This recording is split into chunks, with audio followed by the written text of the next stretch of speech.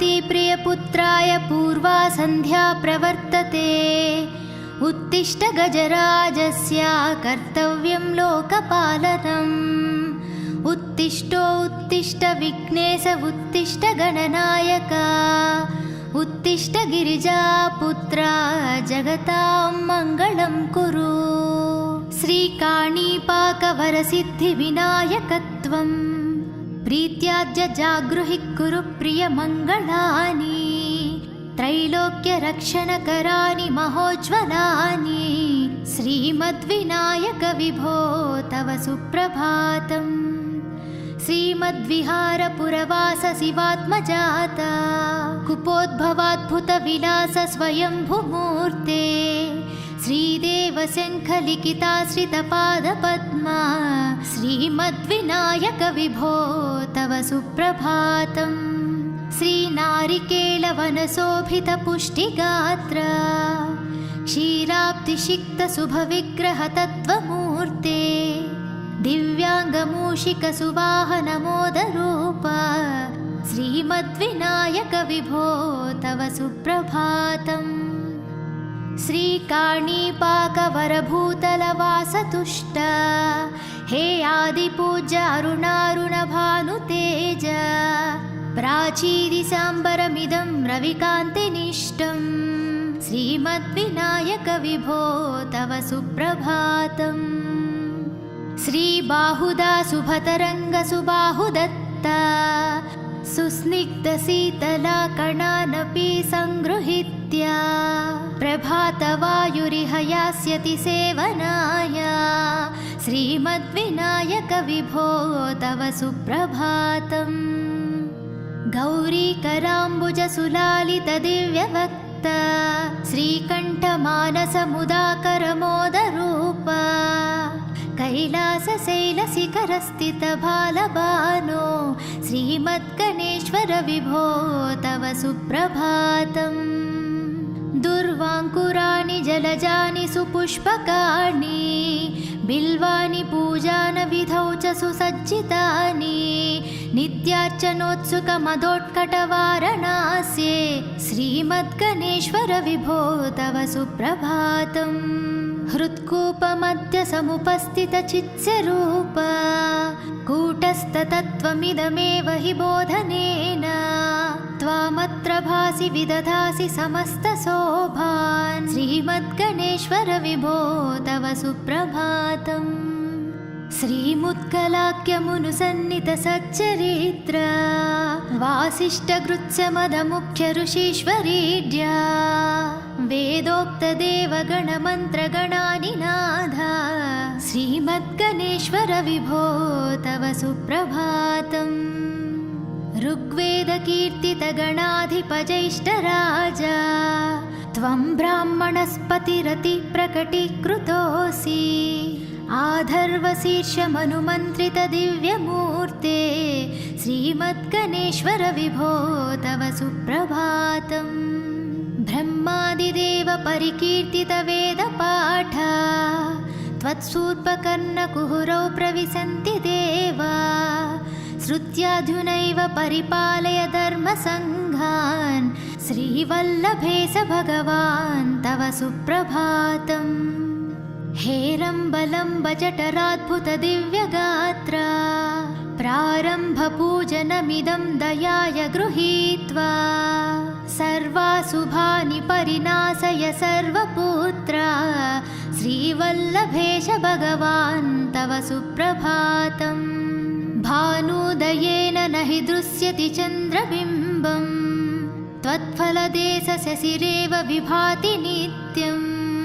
सत्स्वरूपनिगमागमसन्नुताङ्ग्रे श्रीवल्लभेश भगवान् तव सुप्रभातम्। कालाग्निरुद्रसुतकालनियामकत्वं कालानुकूलफलदोऽसि कलामयोऽसि। कल्याणकारककलाधरशेखरोऽसि श्रीवल्लभेश भगवान् तव सुप्रभातम्। उग्रस्वरूप रिपुनाशक उग्रपुत्र सौम्योऽसि सोमविनुतोऽसि प्रशान्तरूप सर्वेश सर्वफलकारक सर्वमूर्ते श्रीवल्लभेश भगवान् तव सुप्रभातम्। दारिद्र्यदुःखभयभञ्जन दक्ष स्वामिन् तारुण्यविग्रहधनाधिफलप्रदायिन् लावण्यमञ्जुलकलानि त्वरञ्जितास्य हे विघ्ननाथ भगवान् तव सुप्रभातम्। गम्भीरतुष्टगणराजगकारपूजा गान्धर्वगानपरिवर्तितनादमूर्ते गाङ्गेयगण्यगणिताधिककलास्वरूप श्रीमद्विनायक विभो तव सुप्रभातम्।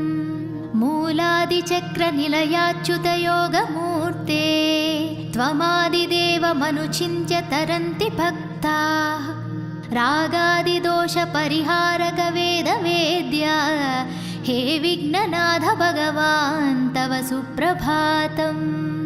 लक्ष्यादिशक्तियुत शक्तिगणेश्वरोऽसि दिव्याक्षरोऽसि शुभमन्त्रविराजितोऽसि तन्त्राधिभिरुत्ननतेष्टदवल्लभेश हे विघ्ननाथ भगवान् तव सुप्रभातम्। नागोपवीतधरनाद विनोदचित्ता नागास्य नासितमहाज्ञनतानुरक्ता आनन्दतुन्दिलतनो बहिरान्तरास्ता हे विघ्ननाथ भगवान् तव सुप्रभातम्। भद्रे भवृक्त नवभद्रदा भद्रतेज रुद्रप्रियात्मज मदद्रव शक्तियुक्ता अद्रीसजा मधुरवत्सलता निधाना हे विघ्ननाथ भगवान् तव सुप्रभातम्। सर्वार्थसिद्धिफलदायका बुद्धिदायिन् विघ्नाद्रिवज्रपरिपूज्य चतुर्थिकाले भद्रं पदं दिशसि भक्तगणनार्धितोऽसि हे विघ्ननाथ भगवान् तव सुप्रभातम्। बालादिभव्यबहुरूपधरोऽसि देव चिन्तामणिस्त्वमसि सर्वः फलप्रदोऽसि त्वन्नाम दिव्यमणिरस्ति जगत्तिताय हे विघ्ननाथ भगवान् तव सुप्रभातम्। हे काणिपाकगणराट् तव सुप्रभातम्। ये मानवान् प्रतिदिनं प्रपठन्ति भक्त्या तानेकविसन्ति कुलान् परिपालय त्वम् इदन्ति वदन्ति विबोधः करुणार्धचित्ता।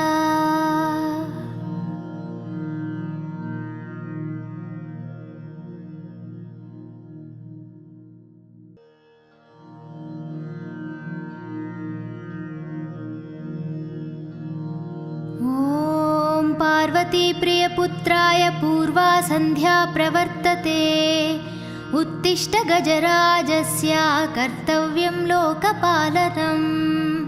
उत्तिष्ठो उत्तिष्ठ विघ्नेश उत्तिष्ठ गणनायक उत्तिष्ठ गिरिजापुत्रा जगतां मङ्गलं कुरु। श्रीकाणीपाकवरसिद्धिविनायकत्वम् प्रीत्याद्य जागृहि कुरु प्रियमङ्गलानि त्रैलोक्यरक्षणकराणि महोज्ज्वलानि श्रीमद्विनायक विभो तव सुप्रभातम्। श्रीमद्विहारपुरवास शिवात्मजाता कुपोद्भवाद्भुतविलास स्वयंभुमूर्ते श्रीदेवशङ्खलिखिताश्रितपादपद्मा श्रीमद्विनायक विभो तव सुप्रभातम्। श्रीनारिकेलवनशोभितपुष्टिगात्र क्षीराब्धिषिक्तशुभविग्रहतत्त्वमूर्ते दिव्याङ्गमूषिकसुवाहनमोदरूप श्रीमद्विनायक विभो तव सुप्रभातम्।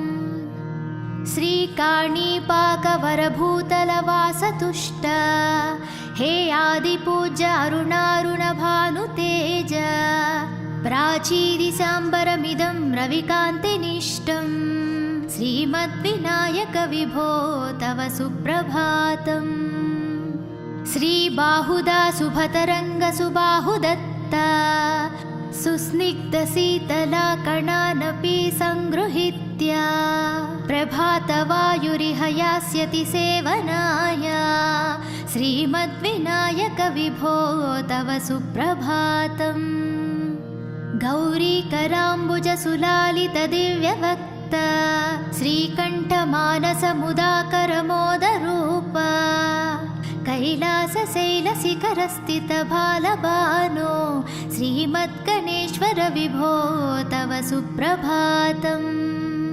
दुर्वाङ्कुराणि जलजानि सुपुष्पकाणि बिल्वानि पूजानविधौ च सुसज्जितानि नित्यार्चनोत्सुकमदोत्कटवारणास्ये श्रीमद्गणेश्वर विभो तव सुप्रभातम्। हृत्कूपमध्य समुपस्थितचित्स्वरूप कूटस्थतत्त्वमिदमेव हि बोधनेन त्वामत्र भासि विदधासि समस्तशोभान् श्रीमद्गणेश्वर विभो तव सुप्रभातम्। श्रीमुत्कलाख्यमुनुसन्नितसच्चरित्र वासिष्ठगृत्स्यमदमुख्य ऋषीश्वरीड्या वेदोक्तदेवगणमन्त्रगणानिनाद श्रीमद्गणेश्वर विभो तव सुप्रभातम्।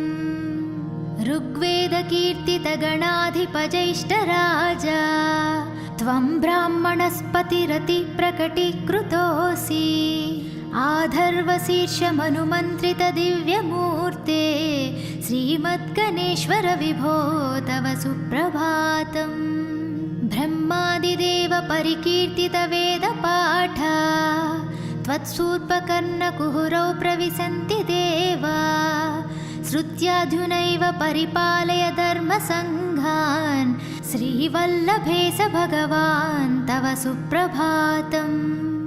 हेरम्बलम्ब जठराद्भुतदिव्यगात्रा प्रारम्भपूजनमिदं दयाय गृहीत्वा सर्वाशुभानि परिनाशय सर्वपुत्रा श्रीवल्लभेश भगवान् तव सुप्रभातम्। भानुदयेन न हि दृश्यति चन्द्रबिम्बम् त्वत्फलदेशशशिरेव विभाति नित्यम् सत्स्वरूप निगमागमसन्नुताङ्ग्रे श्रीवल्लभेश भगवान् तव सुप्रभातम्। कालाग्निरुद्रसुतकालनियामकत्वं कालानुकूलफलदोऽसि कलामयोऽसि कल्याणकारककलाधरशेखरोऽसि श्रीवल्लभेश भगवान् तव सुप्रभातम्। उग्रस्वरूप रिपुनाशक उग्रपुत्र सौम्योऽसि सोमविनुतोऽसि प्रशान्तरूप सर्वेश सर्वफलकारक सर्वमूर्ते श्रीवल्लभेश भगवान् तव सुप्रभातम्। दारिद्र्यदुःखभयभञ्जन दक्ष स्वामिन् तारुण्यविग्रहधनाधिफलप्रदायिन् लावण्यमञ्जुलकलानि त्वरञ्जितास्य हे विघ्ननाथ भगवान् तव सुप्रभातम्। गम्भीरतुष्टगणराजगकारपूजा गान्धर्वगानपरिवर्तितनादमूर्ते गाङ्गेयगण्यगणिताधिककलास्वरूप श्रीमद्विनायक विभो तव सुप्रभातम्। मूलादिचक्रनिलयाच्युतयोगमूर्ते त्वमादिदेवमनुचिन्त्य तरन्ति भक्ताः रागादिदोषपरिहारक वेदवेद्या हे विघ्ननाथ भगवान् तव सुप्रभातम्। लक्षाधिशक्तियुतशक्तिगणेश्वरोऽसि दिव्याक्षरोऽसि शुभमन्त्रविराजितोऽसि तन्त्राधिभिरुत्ननतेष्टदवल्लभेश हे विघ्ननाथ भगवान् तव सुप्रभातम्। नागोपवीतधरनाद विनोदचित्ता नागास्य नासितमहाज्ञनतानुरक्ता आनन्दतुन्दिलतनो बहिरान्तरास्ता हे विघ्ननाथ भगवान् तव सुप्रभातम् भद्रे भवृक्त नवभद्रदा भद्रतेज रुद्रप्रियात्मज मदद्रवशक्तियुक्ता अद्रिसजा मधुरवत्सलता निधाना हे विघ्ननाथ भगवान् तव सुप्रभातम् सर्वार्थसिद्धिफलदायका बुद्धिदायिन् विघ्नाद्रिवज्रपरिपूज्य चतुर्थीकाले भद्रं पदं दिशसि भक्तगणनार्थितोऽसि हे विघ्ननाथ भगवान् तव सुप्रभातम् बालादिभव्य बहुरूपधरोऽसि देव चिन्तामणिस्त्वमसि सर्वः फलप्रदोऽसि त्वन्नाम दिव्यमणिरस्ति जगत्तिताय हे विघ्ननाथ भगवान् तव सुप्रभातम् हे काणिपाकगणराट् तव सुप्रभातम् ये मानवान् प्रतिदिनं प्रपठन्ति भक्त्या तानेकविसन्ति कुलान् परिपालय त्वम् इदन्ति वदन्ति विबुधः करुणार्धचित्ता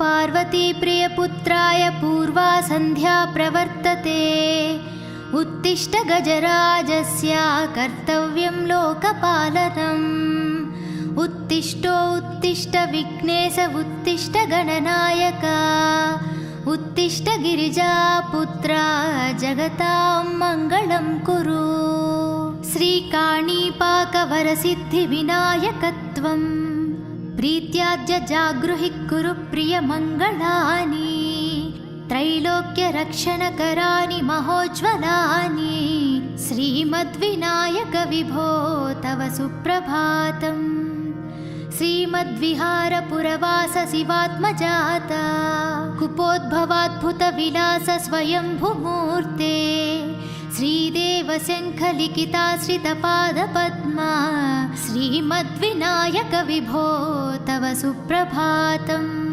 श्रीनारिकेलवनशोभितपुष्टिगात्र क्षीराब्धिसिक्तशुभविग्रह तत्त्वमूर्ते दिव्याङ्गमूषिकसुवाहनमोदरूप श्रीमद्विनायक विभो तव सुप्रभातम् श्रीकाणीपाकवरभूतलवासतुष्ट हे आदिपूज्य अरुणारुणभानुतेज प्राचीदिशाम्बरमिदं रविकान्तिनिष्टम् श्रीमद्विनायक विभो तव सुप्रभातम् श्रीबाहुदा शुभतरङ्गसुबाहुदत्ता सुस्निग्धशीतला कणानपि सङ्गृहीत्य प्रभातवायुरिह यास्यति सेवनाय श्रीमद्विनायक विभो तव सुप्रभातम् गौरीकराम्बुजसुलालितदिव्यवक्त श्रीकण्ठमानसमुदाकरमोदरूप कैलासशैलशिखरस्थितबालबानो श्रीमद्गणेश्वर विभो तव सुप्रभातम् दुर्वाङ्कुराणि जलजानि सुपुष्पकाणि बिल्वानि पूजानविधौ च सुसज्जितानि नित्यार्चनोत्सुकमदोत्कटवारणास्ये श्रीमद्गणेश्वर विभो तव सुप्रभातम् हृत्कूपमध्य समुपस्थितचित्स्वरूप कूटस्थतत्त्वमिदमेव हि बोधनेन त्वामत्र भासि विदधासि समस्तशोभान् श्रीमद्गणेश्वर विभो तव सुप्रभातम् श्रीमुत्कलाख्यमुनुसन्नितसच्चरित्र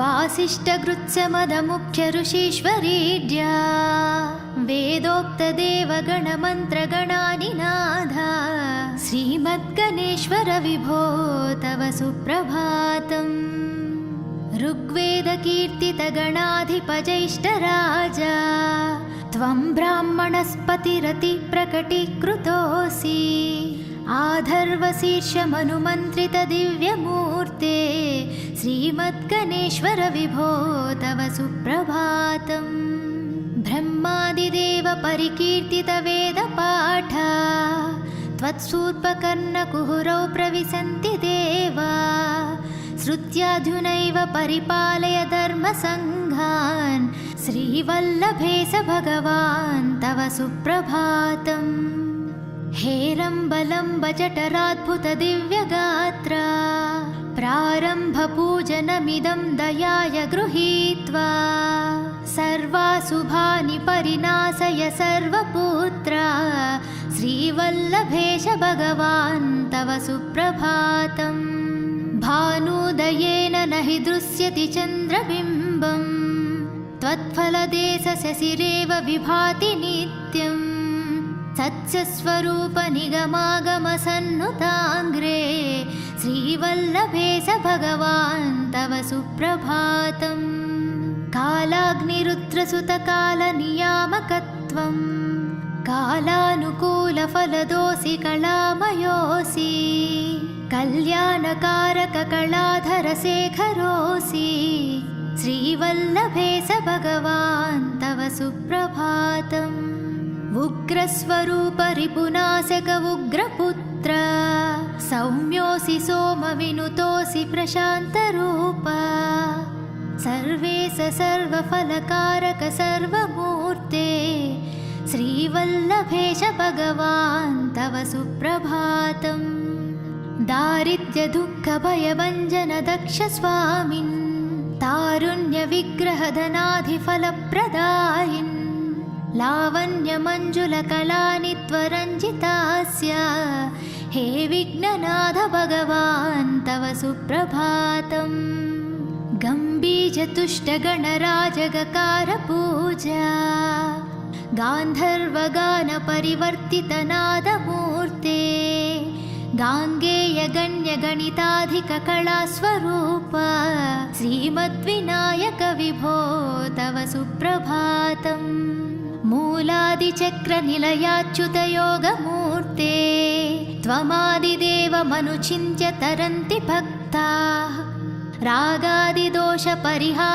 वेदवेद्या हे विघ्ननाथ भगवान् तव सुप्रभातम् लक्षाधिशक्तियुतशक्तिगणेश्वरोऽसि दिव्याक्षरोऽसि शुभमन्त्रविराजितोऽसि तन्त्राधिभिरुत्ननतेष्टदवल्लभेश हे विघ्ननाथ भगवान् तव सुप्रभातम् नागोपवीतधरनाद विनोदचित्ता नागास्य नासितमहाज्ञनतानुरक्ता आनन्दतुन्दिलतनो बहिरान्तरास्ता हे विघ्ननाथ भगवान् तव सुप्रभातम् भद्रे भवृक्त नवभद्रदा भद्रतेज रुद्रप्रियात्मज मदद्रवशक्तियुक्ता अद्रिसजा मधुरवत्सलता निधाना हे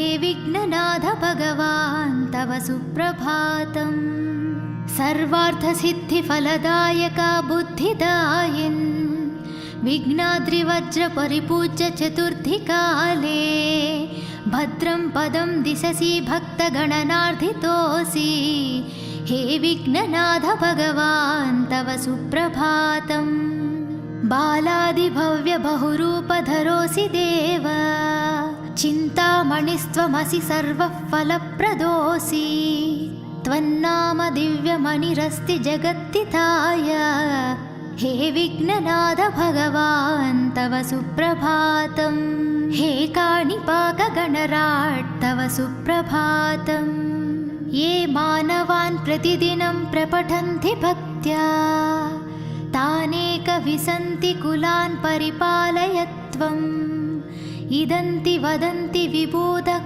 करुणार्धचित्ता